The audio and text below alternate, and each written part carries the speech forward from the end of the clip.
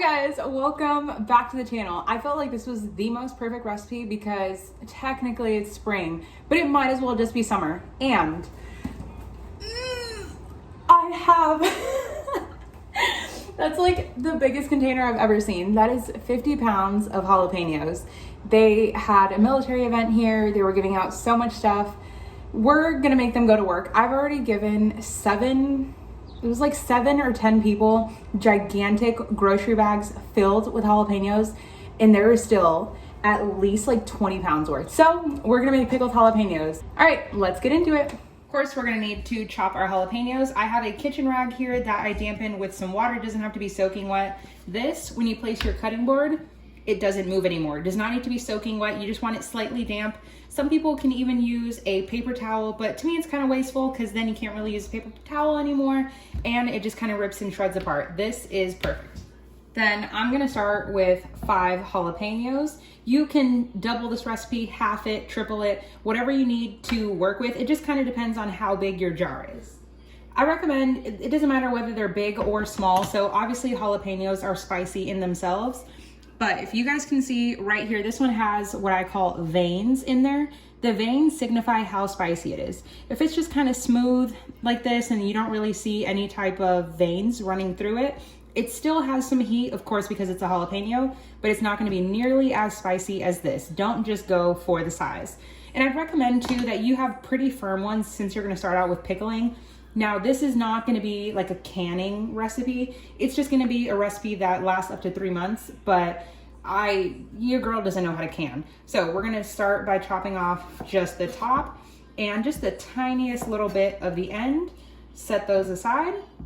Now, it is up to you. Of course, the heat in a jalapeno lives in the seeds and the ribs, which is all inside right here. So if you wanted to slice it in half, scoop that out, then slice them. Of course, they won't be ring shaped anymore, but it'll be a little bit less spicy. But I'm just gonna slice right through them and make little rings. You want them to be somewhat thin, about 1/4 of an inch, but of course it's up to your preference and however you're gonna be eating them. And some seeds will naturally come out, and that's fine because then it doesn't become so like overpowering. All right, I'm just gonna finish slicing these up and then we'll come back. As I'm slicing these, I thought it would be pretty important to mention to you guys, please do not touch your eyes, obviously, or even just anywhere on your face because it will start to get really hot.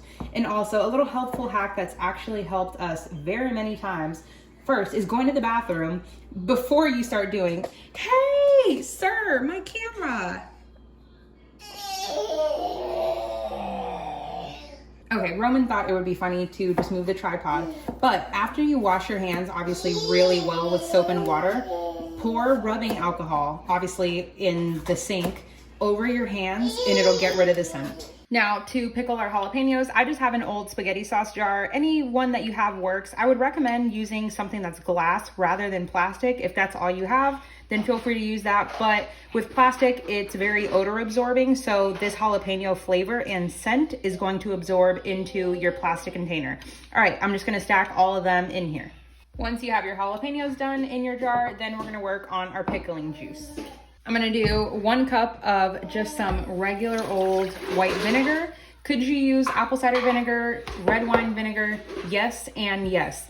White vinegar to me is just very muted. It's just acidic and that's it. There is really no flavor profile here. With apple cider vinegar, of course, there's apple concentrate in there, so it's a little bit sweeter. And with red wine vinegar, it's a little bit more bitter, but in a good way. I would stick with white vinegar, but if you have one of the other two and don't want to buy white vinegar, by all means, go with what you have. Then 1 cup of water, 4 tablespoons of some white sugar, which is also equivalent to 1/4 cup. This is not going to make your dish sweet. It is mainly just for the preservation of everything. Then 1 tablespoon of salt. Then we'll bring our saucepan over to the side, stir this up. Of course, sugar better dissolves in warm liquids, but just mix it up as best as you can. Then we're gonna pour it in our saucepan so we can bring it up to a boil. Now we'll take all of this to the stove, bring it up to a boil, and then we'll be back. While we're waiting for everything to come to a boil, here's like real life. There's dishes just stacked up and you guys hear baby Roman throughout my videos. And one thing I love is that you guys are so freaking kind and considerate with my videos and stuff like that. And I just want to tell you guys thank you. I know I say it in the comments every time, but I really appreciate it because I know how difficult it is to watch a video and try to learn something and you guys hear a kid in the background, but it's real life. And you know, for those of you guys that are parents out there, have nieces, nephews, grandchildren, I know you guys know how it is. So I just really appreciate it, and Roman does too. Our mixture came to a boil. I just like to put down a little rag just in case you happen to spill, because I know I probably will. We're gonna take this liquid. Now, of course, you are putting hot liquid into a glass cup. I like to pour it slowly, so you're slowly heating up the glass rather than just pouring it all at once. I'm not gonna say it's gonna shatter, but you do wanna be very careful and just start slowly and work your way up. And just keep pouring. And you wanna make sure that not your pickles, but your pickled jalapenos, the juice or the liquid here is coming up all the way above. Okay, that looks really good. Now, of course, it is very, very hot. So I'm gonna take the lid and just place it on top. No screwing in, no nothing. It is just sitting there. Steam is still being released from the side. You just don't want anything to get into it, whether it's lint that's just naturally in the air, anything.